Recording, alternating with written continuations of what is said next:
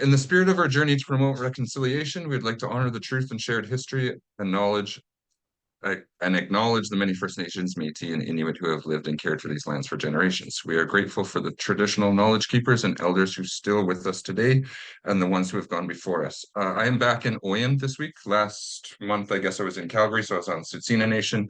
Today, I'm tuning in from Treaty 6 land, just outside the Siksika Nation. So I guess let's go around the table quickly and introduce ourselves. And I guess let's do an icebreaker of something that you've enjoyed doing this summer since it's almost over. So like I said, I'm Chris. I'm the new lead for this group. I'm working out at Oyen right now. I work pretty much hand in hand with FCSS. I have my own coalition out here called Communities in Action. So I do lots of the mental health programming for the area and just different types of things that aren't mandated through FCSS get passed over to me. I have a couple support groups that I run in town, and I also have a couple groups for addicts that I run in town. So I'm all over the place. I cover 6,000 square feet or square kilometers of area. So I go from Saskatchewan border over to almost Hannah and then almost down to the States as well. So I guess one thing that I've enjoyed doing this summer is I got to see my little guy out in Diamond Valley, actually, so I was happy about that. Got to go visit him for a little while, and that's probably what I've enjoyed most this summer. If someone wants to volunteer to go next, feel free. If not, I'll just call on somebody. Okay, Tash, you're up. Tasha Bozak. I'm situated in Consort with the Neutrals Learning Community Connection Center, and so we are adult learning and FCSS, and we also are doing projects with rural mental health and youth suicide prevention, and we had just finished out a New Horizons grant, and we'll be applying for another one here right away. In terms of my summer, I think just spending time with my 16-year-old son because he is moving out next week. We are moving him to Vauxhall Baseball Academy. And so that's super exciting for him, but also a little scary for me that he's leaving home because he is our only child too. So we'll be empty nesters a lot earlier than we expected. But it's been super fun to watch him play baseball this summer and just have him at home and spend some extra time with him before we move him down next week.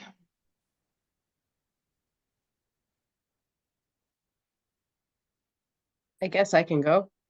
So Thanks, I'm Stephanie Bansky. I am the engagement and communications specialist here at Healthy Aging Alberta. So you've probably seen me lurking around here over time. I also am your Core Alberta platform support. So I support the work in Core Alberta and any of the content you're loading and any of the group work. Like I mentioned, there's a few of our intergenerational linkages group here as well today joining us as guests, a few of them here, just because we're talking about intergenerational work. So I help support that. As far as summer, outside of my Healthy Aging Alberta job, I am an artist and a community activator. So I've been doing a few different murals this summer, and I do a lot of intergenerational work, like in that role. So yeah, I did a mural. Oh, I'm based out of Calgary and Treaty 7 territory here, Mohkinstsis, Métis Region 3. Oh no, sorry, Métis Region 5 and 6, just switched. Yeah, I've been doing a few murals. I did one in Kensington, Calgary area in July, and right now I'm working on one at Village Square area in Northeast Calgary right now, and hopefully I get to work on it this weekend because it's a bit rainy. But yeah, that's my summer. It's been pretty fun. I'll go next if that's okay. Yeah, absolutely. Sorry, I'm driving right now, which is why my camera is off. My name is Dr. Rose Judy, and I am the research lead on an ethnocultural elder abuse project at CARIA Calgary, which is where I'm based as well. And I do quite a bit of work around elder abuse, ageism, and ethnocultural communities and mental health and well-being for ethnically diverse people. And so, of course, part of that conversation is looking at intergenerational relationships as well. And I'm absolutely thrilled to be part of any conversation really that has to do with enhancing the quality of life of the people in our province and in our city. And something exciting, things that have been exciting, I guess, in the summertime is I attended and presented in 2 conferences in the UK this summer around the work that we're doing here in Alberta on elder abuse. And it was really positively received. And in fact, apparently they look up to us here in Canada when doing work on elder abuse, which is fantastic, although I believe that we can do better and do more. And also we as a family went on our first holiday since 2019. So that was really nice as well to be able to do that as a family together. And I'm looking forward to the rest of the year and all the exciting things that come with it. Thank you. Thank you for that, Doctor. Jan, you want to go next, dear? Sure. So my name is Jan Twerk. I work at SAGE Seniors Association in Edmonton. I have a kind of a unique role. My title is called Community Animator. So my role is to be out in the community, connecting with the seniors and finding out what kinds of things they'd like to see happen in their community and helping them get those things off the ground. As far as summer, I went to a couple of outdoor musical events this summer, which I really enjoyed. So that was a highlight for me.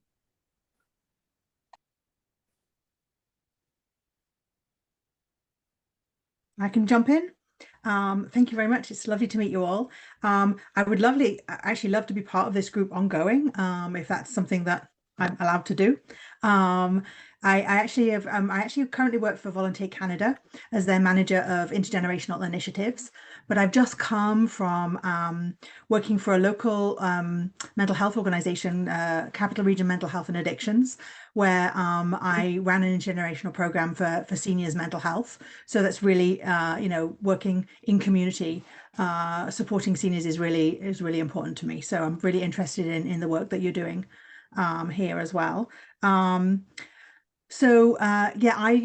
coming to this, I guess, today from the intergenerational group at CORE.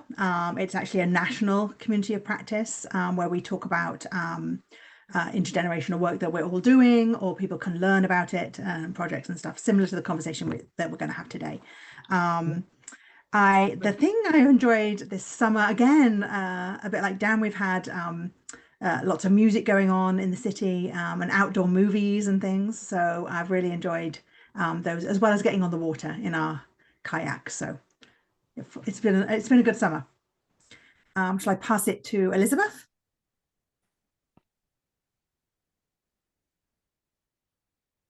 I've been part of the intergenerational group with high school and seniors in the Acadia district in Calgary. And this summer I have been researching mostly in Section 22 where I live. I've managed 5 years without a car. Lots of stores handy. One of the disappointments this summer was that our online recreation group shut down at the end of June. Some of us moved to Kirby Center's online exercises, which isn't the same, but some of us met up at Historic Calgary events, and we also had a gathering at Kirby Center to have lunch with our former leader. So I'm looking forward to whatever the students at Lord Beaverbrook School decide to plan for the intergenerational program this winter.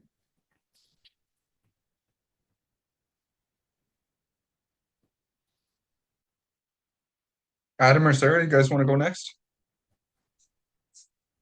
Yeah, I can jump in. If I talk a lot, I don't have I'm not set up for camera, but I'll turn it on. You don't have to if you don't want to, Adam, no problem. Oh no, it's not. I just have to comb my hair, stuff like that. So, what is so the question was, but okay, I guess it's a summary of it, a slight background, and then what was your favorite thing this summer? So I'll tie them together, and maybe I'll change.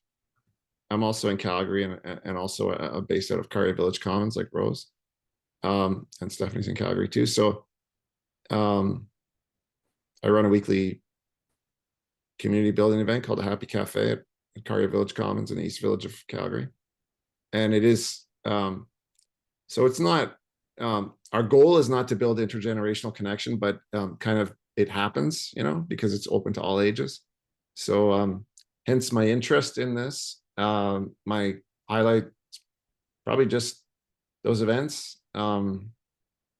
Yeah, attending every week and making connections in the community and also on a personal level with all ages. Like we have people, I think we have people in their 20s and then their 60s, I guess. We don't get too many above into the 70s and 80s, but you know, they're welcome if they want to come out. It's in the evening, so you know, a lot of older people tend to not, especially in the winter, they don't want to go outside at night.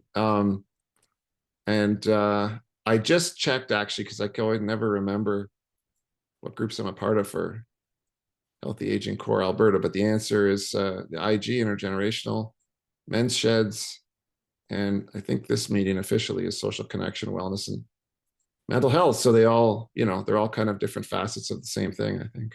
So glad to be here. Thanks, Adam. Sarah, do you want to go with chat or do you want to turn on your microphone? Hi, can you hear me? You betcha, dear. Sorry, I had a sticker on my camera lens and now it won't come off. So No problem. okay. I'm from Caroline Neighborhood Place in Caroline, Alberta, and I'm the sole contract coordinator for our community agency. And so we're trying to do more intergenerational programming. And so I'm just really interested to hear what's going on with other people who have done lots of it. So I'm really interested to hear and listen to what y'all have to say. I'm good. Thank you. Thanks, Sarah. Chris, can I say? Yeah, man, go ahead. What's up, Adam?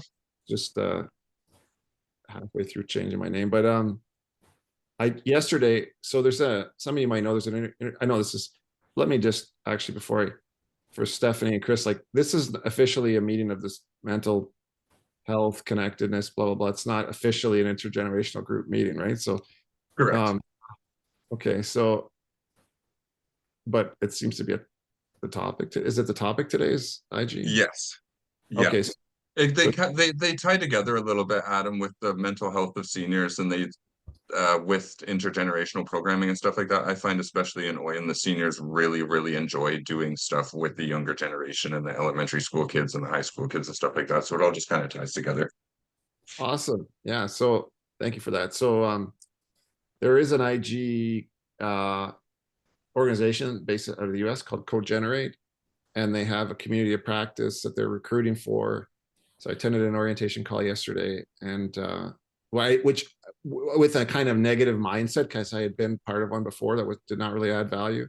And then I was like, yeah, it seems okay. So I applied, and so I'll let you know how that goes. So that, they hope to have 100 people enrolled, peer learning and share best practices in a 5-week program. So if I get in, I'll report back. Yeah, absolutely. For sure. Do that, man.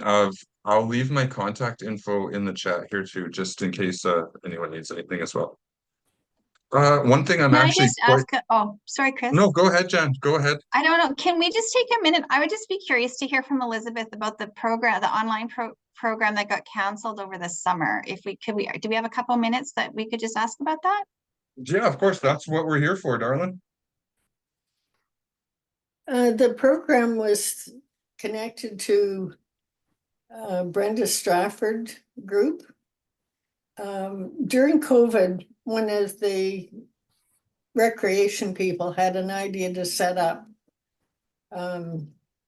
online recreation group.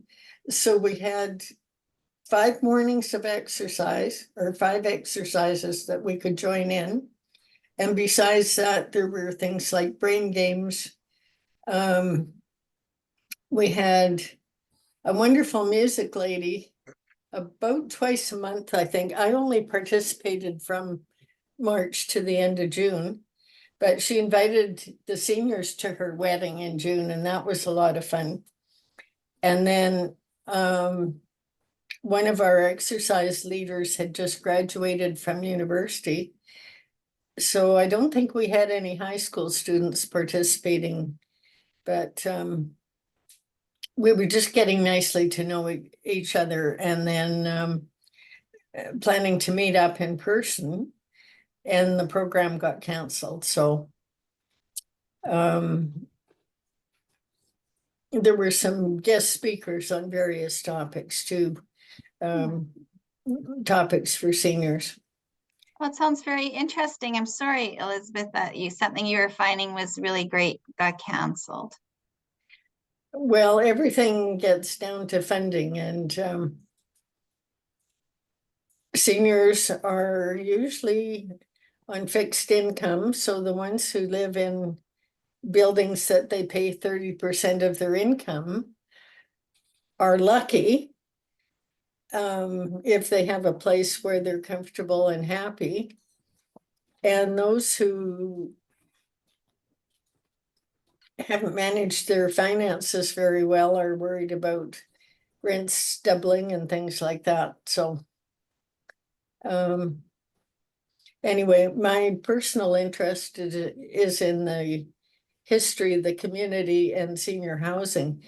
I haven't been able to get the high school people interested in the history, but I carry around a map of the area, and anybody who slows down gets to see my map. So I've met some young people that way, especially the ones that work at Heritage Park. So they're interested in the history anyway. But I'm going to put together a story about the school that was built in 1888 and how the kids got to school. It's rather fun. So thank you, That's Elizabeth, awesome, for Elizabeth. sharing. That sounds really amazing. Yeah, definitely. well, it Definitely. entertains me anyway. So I tell people I might disappear in a pile of papers one of these days, but I won't be bored to death. And I'm not planning to spend the rest of my life in a doctor's office either. So One thing that we got going on today, actually, it's been in the works for a couple of days. We have a farmers market here during the summer, so every Friday there's a farmers market down at the hockey rink there.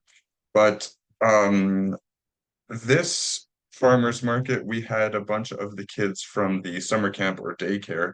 They actually put together a bake sale with some of the seniors. So it's like they were baking together for a day or two or whatever, and now they're going to the farmers market to sell their baked goods. So it's kind of I know they have a good time with that because the older generation is teaching the baking, and then the younger generation is making the older generation happy. So that's something that's worked out really well amongst other.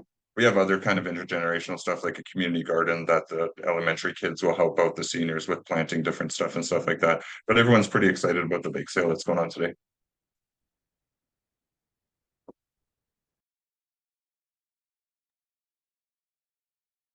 Anita, what do you got going on out on the East Coast there for intergenerational stuff? Yeah, well, I'm not kind of involved with that group now, but I can tell you what they are doing. I've kind of been fostering my group to keep going. You know, when you start something and it's your baby, and then you leave, and you're like, please let this carry on. So I've kind of been, what are you doing? Can I help? But they've just finished. I guess at the beginning of the summer, and I'm hoping that we'll start in the fall again, is the high school. We have this thing that in intergenerational practice that we say all the time is that don't do something different, just do what you're doing differently. And that's really important for intergenerational work, to make it easy. You don't have to start a program from scratch, just what's already happening in the community and how can you just tweak it to make it intergenerational. So examples of things that I think hopefully we'll be starting again this year in the schools and things is the high school invited local seniors to join their glee choir. And so they sang together and did a concert in the spring. So I'm hoping that will carry on this year. Also like approaching after schools. So often after schools centers are looking for things for the kids to do. And I kind of got an after school center to have once a week the seniors come in to do an activity. We had a section where we just did art. They did art together. They did a session where they did music together. They learned a song from Encanto, which the seniors didn't know, but they all went away and watched the movie and learned the song together and stuff. So those are really easy because things are happening already. And then just so that's kind of the way we here have always done that, is find those things that are already happening. Playtime groups, inviting older adults to go to like toddler playtimes, or having like toddlers. I had playtime in senior care centers, inviting those toddlers to come and have their play group where they get together every week in a senior care home. So things that are happening already, and just tweak what's happening. Yeah, to kind of, it makes it easy if something is already happening. I find that's what we do a lot here too. Tweaking the program is a big thing with intergenerational stuff, because like you said, the framework's already laid out there. You just need to incorporate an intergenerational piece to it. Yeah, I really like that. That's a really good idea about the play group actually going to like extended care or senior centers and stuff like that. That's a really cool idea, Anita. Yeah, because they usually have a community room. So, Yeah, for sure. and these groups meet in church halls. So you say, how about, you come and you meet here instead. And the one I ran in the summer, we did outside, and it was just really, we had water tables and bubbles, and the older adults came and sat, and just so much joy playing in those water tables with the preschoolers. It was wonderful. But in the winter, you can do that too inside, just coloring, For sure. and running around, and parachutes, and lots of fun. Yeah. And I find a lot of the times you don't really need to tailor the program to the seniors. As long as the kids are having fun, the senior generation is happy to be there watching them have a great time. Like it doesn't take a whole lot of tailoring and stuff like that to be able to make the program run. I see Adam has his hands up. What's up, man? Oh, let me lower my hand. I just wanted to say, yeah, I didn't mean to derail your monologue, Chris, but I just wanted to say to Anita, I think I heard Rose also had a British accent, that I used to work in industrial safety. What I'm doing is just to frame this comment, comparing the UK to North America, let's say, meaning the US and Canada. So at least in industrial safety, just to put it bluntly, it's more expensive to kill workers in the UK. So companies are a lot more concerned about safety. And here it's kind of like go, go, go, and somebody dies, who cares? We'll replace them. So I've seen the same thing in mental health, community building, where the UK is ahead of what we're doing in Canada. So yeah, a lot of great stuff coming out of the UK in terms of community building, social isolation and loneliness initiatives, social prescribing, right, which many of us are involved with, and yeah, all that stuff. So be interested if anyone has any insights or comments, thoughts about that. I'll actually comment, Adam. Yes, I was actually raised in the UK, and so the accent is definitely British, but also I was also living in New Zealand for quite a while, so it's a bit watered down, a bit of both.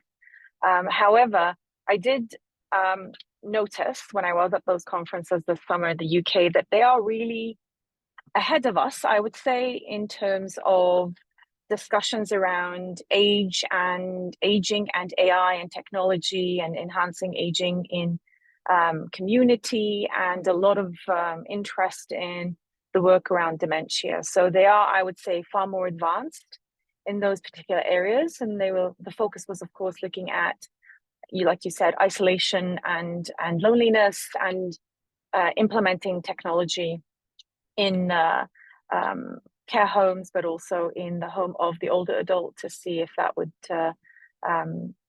promote their mental health and well-being and take them out of isolation. So they are definitely ahead in terms of that. And I guess in their eyes, we are ahead in terms of elder abuse work. So I don't know if that evens things out.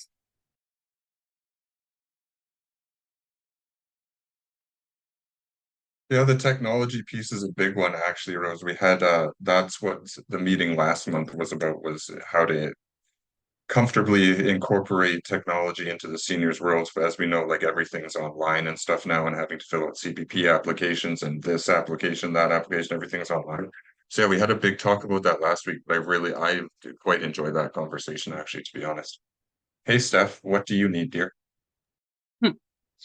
I'll try and talk here. I'm dealing with COVID, by the way, folks. So if I break into coughing, that's why. I was just going to resonate with what Anita had been saying too about the making tweaks to programming. So I already talked about how I have some intergenerational programs running right now outside of my HA role, but typically my experience has been very much with intergenerational programming the last 25 years here, and specifically really when I'm working with the younger groups, it's usually the teen ages more so than the really young ones. But making those tweaks to programming, I've found that what works really well is looking at, if any of you are familiar with the youth social emotional learning principles, of building those into your programming, of looking at elements of teamwork, where you can build out teamwork, where you can build out responsibility for both the young ones and the older ones, and have the older ones teaching stuff to the younger ones and the younger ones teaching stuff to the older ones, or running parts of the program with you. So teamwork, responsibility, initiative, where you can help build out their own initiatives, their own ideas that they have for the programming. It really helps encourage that commitment to the program, and that willingness to be a part of it and build things with each other. Which, when we're talking about social connection, wellness, mental health, parts of the social emotional learning are the emotional management and the empathy building with others too. So I've really and then the problem solving, where they can help you solve the problems for the group and help build some of those. Like for example, if I'm running an art program for them, maybe it's a large art project that I have them very much involved in the planning, and how are we going to pay for this, and how are we going to work on a budget together for it, and how are we going to, what's our timeline, and what does success look like for us. So all of those things that I'd use for youth programming, the social emotional learning concepts, I find, even though they're not always pushed for the older adult population as much, they're very relevant when planning that programming. And as Anita said, those tweaks of, you don't necessarily need to consider it one or the other. You could easily make that program connected if you're just thinking of the intergenerational audience. Anyway, I'm going to stop talking here because I'm going to Go ahead, Adam. Just to follow up with Stephanie, and I did find a poster and posted it there about there's an art show in Calgary for anybody who's interested, but I don't want to derail this. But anyway, it's tonight. But so it goes for 2 weeks actually. But yeah, so Stephanie, just go back to what you just said about, I was listening to every word, but I didn't, there was a lot there, so I want to make sure I understood it. I think you were suggesting that a best practice for intergenerational programming is to get buy-in, so to include the youth in something, program design or whatever it is, and then they feel like they're a part of it. Is that what you were trying to say? Yeah, both the youth and the older adults. Like some of the ones I have going on right now in my outside of HA world, both of them are involved in leading activities, helping me plan what's going on in the group, having that responsibility to help lead certain activities. Like for example, I have a fabric sewing circle going on right now every second Thursday that they've been sharing each other's skills. So they've each kind of taken turns teaching or sharing things, young or old. They've been very much involved in the conversations of how we're working on the bigger project together, and how we're going to work on it, how we're going to resolve it, how we're going to present it, how we're going to showcase it, where we're going to showcase it, do we need extra money for this project? How are we going to get extra money? And they've actually been working with me on even the grant applications.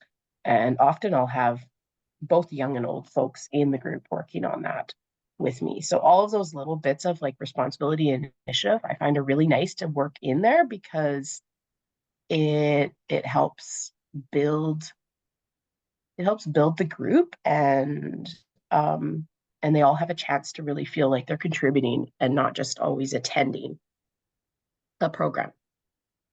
That's the thing I find with those ones, Steph, that's really important, to make people feel like they're actually a part of the program instead of just attending the program, for lack of better words, I guess. But yeah, being a part of the program is real important. I think that's a great comment for any, like everything, right? Like citizenship in general. Like we all want to feel like our vote matters and we can shape our government and we're not just subject to all kinds of rules and regulations. And we all know that, right? But it's like a really important reminder every day. I need that reminder every day, you know? So thank you. Yeah.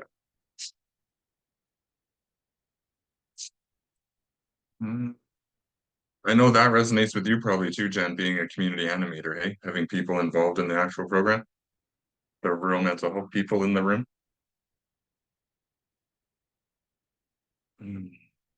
Does anyone else have anything about intergenerational stuff right now? I think like most others, we have a after school program that we run called Teen Empowerment. And so we have tried to, as we plan, kind of do stuff regularly with our seniors, especially at our lodge, or we do with like grandparents and the kids. So we've been lucky enough to get some grant funding through Rural Mental Health to do some intergenerational programming. And then we had the New Horizons grant as well. So like we went and did a trip on the Polar Express with seniors and kids. So that was a lot of fun out of Stettler. But what we typically do is things like games. They love to play bingo with the kids, as long as you're playing by their rules, of course. And then we have done like baking with them. We've done crafting with them. So they seem to really enjoy that stuff. And so we have we sometimes go right to the lodge to do that stuff, but we also have a senior center in town that is right next to the lodge. So when we want to make sure that non-lodge people participate, we'll usually hold it there, because I think it's just, I think when they go to the lodge, sometimes they think that the staff are going to try and get them to move in. So they avoid it sometimes. And I'll be honest with you, we had a lunch in there one day and the staff definitely did try to encourage some of them to move in. So they're not wrong in thinking that they will take advantage when they're in there. But so sometimes it's just a little bit more of a safer place, I guess, for them. So we have the luxury, I guess, of having those spaces to use as well. And being right next to the lodge, what's nice is then they can get out of the lodge and come next door and do some of those activities. And there's a kitchen in there and everything. So it's been really good. And we have money in our current rural mental health project to do some intergenerational programming. So I like listening to this group to kind of hear what some other people are doing to see if I can bring that back. But we're meeting with our seniors next week. We're having a luncheon to get their ideas on the next New Horizons grant. So I'm hoping some of the intergenerational stuff will come up in that conversation as well. Dasha, do you find you get better turnouts for programs and stuff like that when you keep it away from the lodge and senior center and stuff like that, or do they want to attend when it's at those places? I think it depends on what it is. Many of them have friends in the lodge too, so they will take it as an opportunity to Oh, go yeah. have coffee or tea with them as well. Yeah. We had brought in someone from the government of Canada to do a session on fraud awareness during Seniors Week. And I think we had 20 of them show up, and it was a good kind of half and half split of lodge residents and the barbecue that we had the luncheon. We had like 40 there, which was like a lot, like the residents themselves, but then probably at double again of like non-residents people there. So it all depends on what it is. If there's lots of food, usually you'll get people that'll show up for sure, and it doesn't matter to them where they are. And then sometimes too, what I find is if you're not participating as a lodge resident, what we're doing, it's a nuisance that we're in there sometimes too, or like it'll overlap with meal time. So we try to be cognizant of that too, that we don't want to be invading their space too much. So especially if we're bringing a bunch of like 10 to 12-year-olds in there too, because they can be pretty rowdy and that sort of thing. So we do try to balance it out a little bit, but I think it's important for the kids to be in the lodge too and to see some of those. And some of the seniors that are in there can't physically get out of the building. Sometimes it's not that Yeah. easy for them to just come next door, especially in the winter time. So it is with the kids could care, like they'll go wherever, like, you know, and I think for them to go to the lodge, sometimes it's fun because it's different and some of them have never been there and, you know, some of those things. So it's a good opportunity for them to kind of see where the seniors are and how they live and what it's like, and for them to be comfortable going there too. So Yeah, that makes sense. On I guess depending on what the program is where you hold it. But I don't out here I find if we don't hold it at the lodge, like if we go to the senior center across the street or whatever, we get much turnout. Because like you said, I don't know if it's so much the employees at the lodge or whatnot, but they don't like a lot of chaos and stuff going on in there. So we try and hold our programs away from the lodge, but within a short vicinity, because like you said, the senior population doesn't really want to go too far when it comes to stuff like that. Like in the summer for seniors week, we did like intergenerational walk pretty much. So every day at 10 a.m. the kids would go with their grandparents or just residents from the lodge and go for a walk around town. But that's really the extent of mobile programming that we do for seniors and stuff like that, unless they want to do like floor curling or yoga and stuff like that. But that's not so much on the intergenerational piece.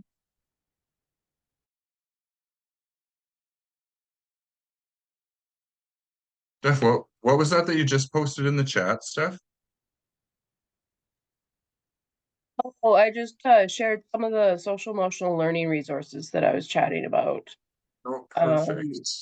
That help with program planning no matter the age. Like even though they're kind of catered towards youth, I Yeah. use them for any age when I'm planning because they help you kind of break down where to focus things when you're program planning. Yep. There's the first link that's just kind of talking about it in general, and then the second one is actually like this field guide that I have that's kind of a nice thick one, but it's like the Bible of program planning, which is really lovely. That's a handy thing to have. Thank you for putting that in there. Actually, I appreciate that. Adam, what's up, sir? Thanks, Chris. I am gonna explore these resources. Stephanie, thanks for that. I was just going to share my experience. Yeah, I'm new to my event's been running for about a year, but before that I never hosted these live events for community building in a public place. So we do have sometimes like a mother, like she's in her 30s and then she'll have like a toddler, you know, like a 3-year-old or something, and then she brings them along. So our event, you know, it's a positive psychology event, so we're talking about gratitude and there's some connection exercises. So people are sharing sometimes very intimate things, and it's quite boring for little kids. Like they don't know what's happening, they don't care what's happening, they're just coloring or banging something or whatever. So yeah, I'm still trying to you know, wrap my head around that. Like it's not every activity is appropriate for all ages, right? No, that's very true. I think what we try and do sometimes, if there's situations like that where the program is mentally or mostly meant for the parents, but then they're bringing children along, sometimes we try and integrate some kind of like reading circle for the kids or something like that. So we'll have a teacher or a senior or something come in and read books to the kids while their parents are doing said program, because we find that a lot. There's lots of single parents annoying and have issues finding childcare and stuff like that.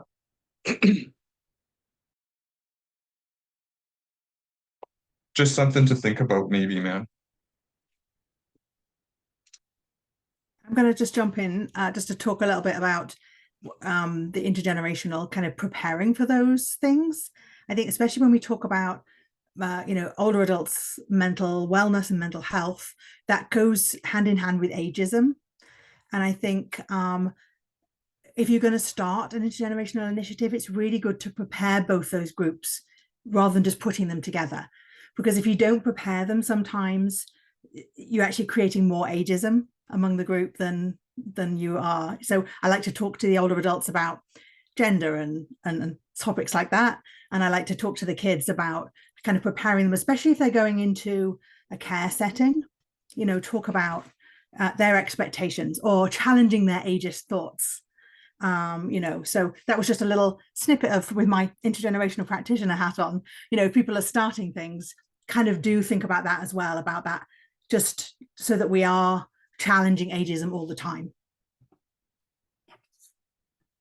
I'm going to jump on what you just said. Sorry to interject there, but that actually reminded me of something that I mean, I wear also quite a few hats, and one of them is an academic. So I do teach here at Mount Royal University in Calgary, and my course is the psychology of aging, and so I've been teaching it for 16 years. One of the things that we've done recently in the course, or I've done recently in the course, is inviting older adult residents from the closer communities around campus. They usually have what they call lifelong learner club, and that would be older adult residents who are keen on enhancing their learning, their education, or just really wanting to be part of I guess the community in a one way or one form. And so we have been very lucky to have two, I guess, communities. One is Silvera Seniors, and the other one is one located close to campus called Garrison Woods United Active Living. And so they both have older adults in programs that they encourage also that intergenerational conversation. And so we've had older adult residents come to campus in our class, and so they would sit with the university students.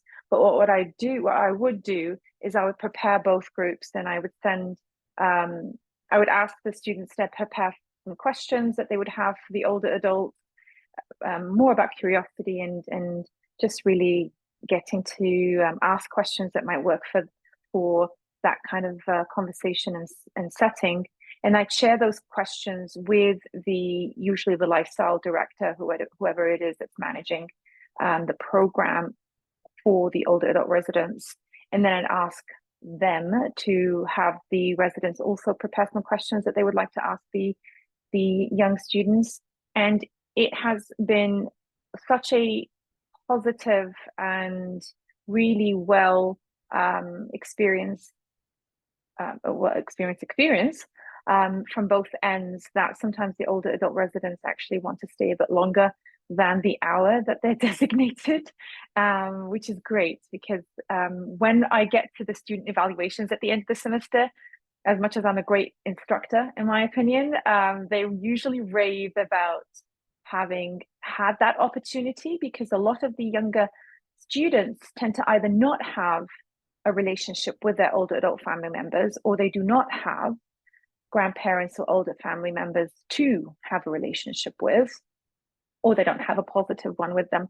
And so sometimes having those residents come into class would have been the only interaction that those students would have had with an older adult, and to feel comfortable enough to ask them questions like, how does it feel to bring older people, or, to be an older person, or have you accomplished what you wanted, and things like that. And then the older resident would ask questions like, how does it feel to be a 20-year-old in 2024, And so I find that those kind of intergenerational conversations, because I firmly believe that we should not exclude or isolate older adults from the larger community, and it should be communities within communities, and they have to be always invited and involved and included, really, in our communities. And so having them come to campus is a great experience. I would have loved to bring the students over to the residents, but I think just as we were talking logistically, even with smaller children, but also with younger adults,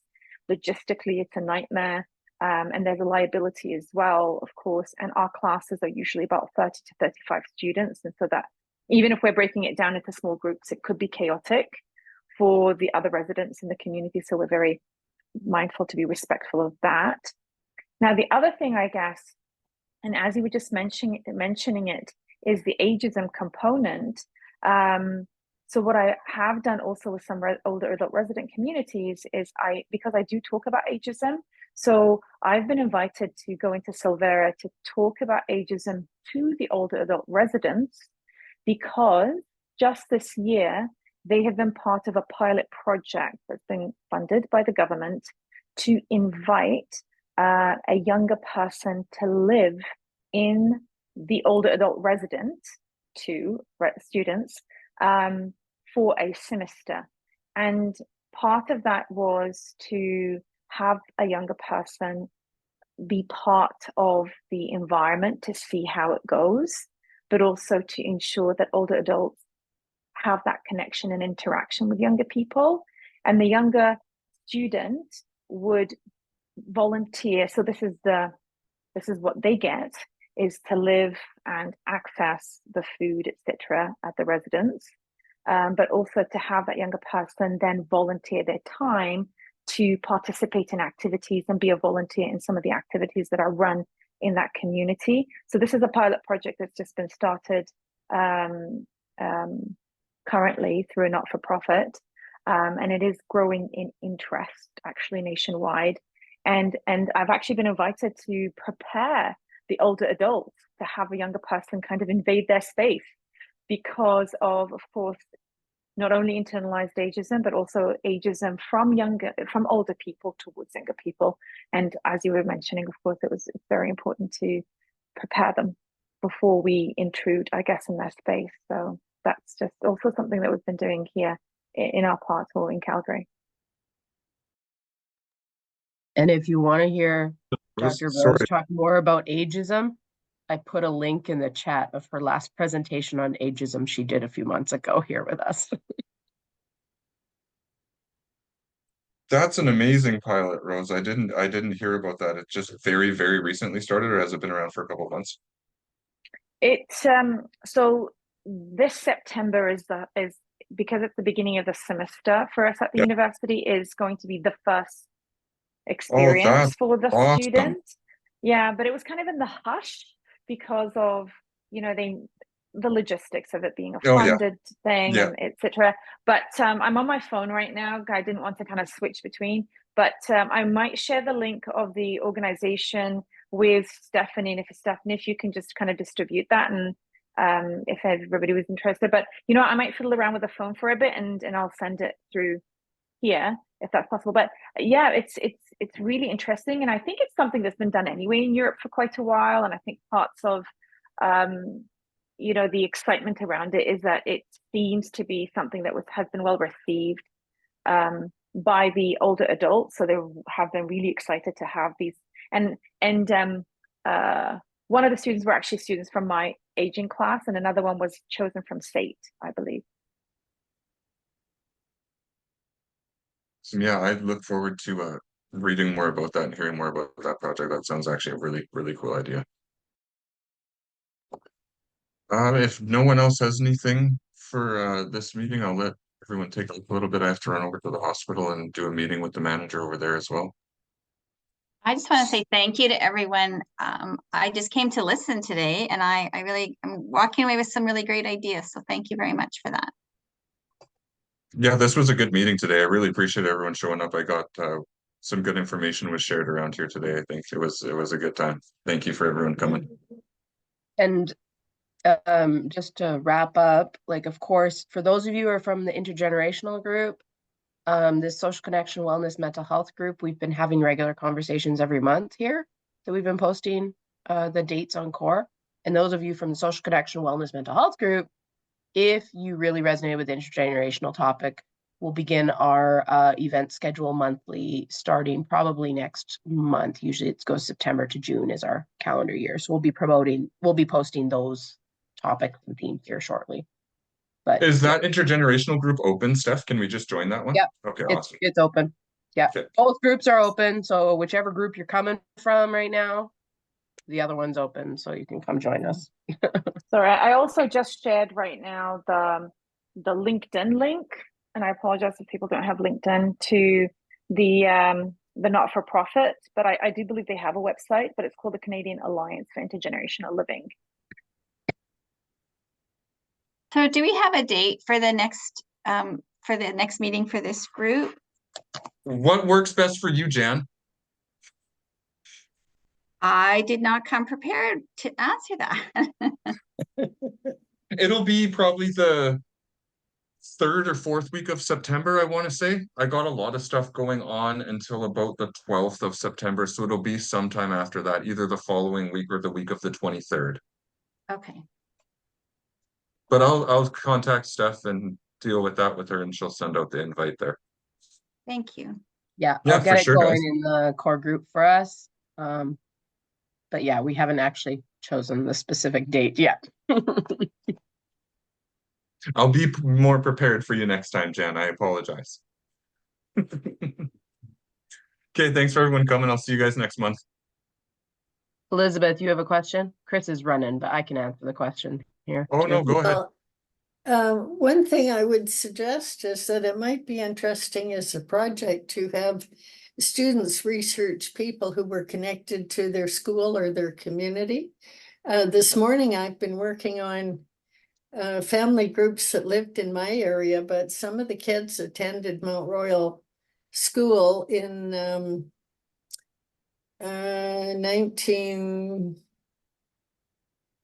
before the First World War anyway. And I have several stories about the beginning of Mount Royal College and the Kirby family, which was part of Historic Calgary Week. We did have one gathering at Kirby Center, and the presenter who works at Kirby Center, now called Unison, had a very short program. So I looked up more about the Kirby family, and I've got all kinds of stories about them and other people that were in the early classes at Mount Royal College. Oh, I'd love to connect with you then, Elizabeth, and hopefully have you come to one of our classes, maybe in the psychology of aging, and have a chat about that. That would be great. Well, I can get to Mount Royal on 2 buses. We can have you on Zoom for sure. I mean, those are the alternatives as well. So we can have you come in virtually too. But I think those kind of stories would be great for the students to hear about and people learn asked from. We knew he knew that the presenter knew that Dr. Kirby's son became very famous in the Royal Air Force because he went and joined up in 1915 and survived.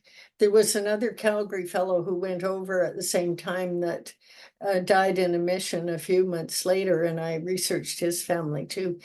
But Dr. Kirby's daughter went to the University of Toronto because Calgary didn't have a university back in the day, and she became a domestic science teacher. So I found out about her too. Haven't researched her husband yet, but yeah. And Mrs. Kirby was very active in Calgary programs. She and her friends started the YWCA in Calgary in 1911. And my family was part of the beginning of the YWCA too. So I know that my relatives were at the same meetings as Mrs. Kirby. But the was my great aunt or whatever as well. Well, the newspapers used to publish the names of people who attended meetings and social events and weddings, and there are so many connections that just go on and on from one family to another. Calgary used to be very small. The South City limits went from 17th Avenue to south of there, and then in 1956 the South City limits was at 50th Avenue. So yeah, I never get tired of looking up people in the newspaper. I have a quick question for Sarah. I was gonna just look it up, but I'll just ask you. I see you posted in the chat you're going to connect with the seniors drop-in center board president. So what is that? Can you say more about that? Yeah, can you hear me? Yep. Okay, so in Caroline, it's a really small village, and we have a seniors manor with 8 apartments, and we have a seniors drop-in center where seniors can go to do some activities. And currently we have older seniors, so like 70 and above, going to the senior center, and it seems to be harder to get aging adults, say between the ages of 60 and 70, to attend events, because they're still in that age group where they're active and perhaps looking after grandkids, so they really don't engage a lot. And then we also have problems with seniors that are isolated because they live outside of the village of Caroline. We are in the southern end of Clearwater County, so sometimes they may not have rides into the village, or they can't find a friend or a relative to bring them in. So there's isolation going on, and then we have some seniors who live in the area that perhaps they're single, their partners have passed on, or they're living on their own, and they're having to cook for themselves, and so therefore maybe not eating as well as they could be. And so we just submitted a grant a couple of days ago, hopefully to be able to invite these people to come into the drop-in center and cook a meal together, and then start building social relationships and connecting back to the community. And then we would love to have some youth come in and teach this group of seniors, like who are in their 70s or older, to be able to use the internet in order to stay connected with each other within the group, so that they can share things like recipes or things that they've researched for what kinds of things could be cooked, or even just videoing themselves preparing part of a meal, anything to just keep them connected. Because when you live outside of the village, it's much harder for these seniors.